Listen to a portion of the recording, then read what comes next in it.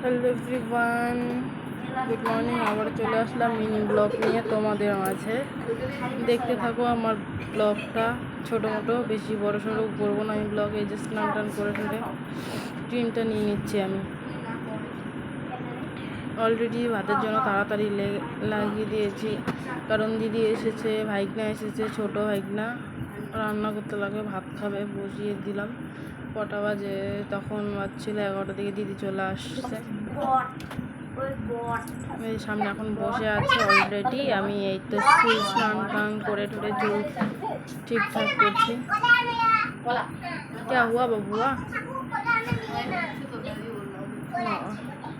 कोई बात नहीं, কোনো সমস্যা নেই, বলতে রাখো। ঠাকুর দেখুনি?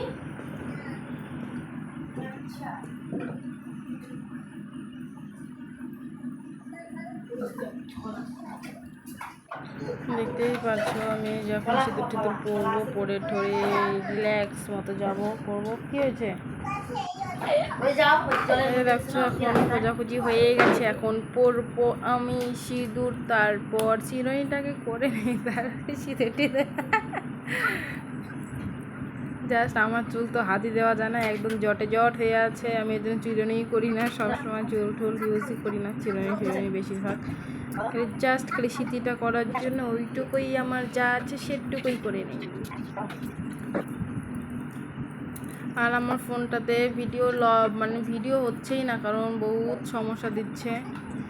জানি না, ফোনের গ্যালারি বোধহয় ফুল হয়ে গেছে, বুঝতে পারছি না। আমি একদম সব কিছু ক্লিন আপ করতে বলছে, আমি তো ঠিকঠাক মতো ভিডিও করতে পারছি না।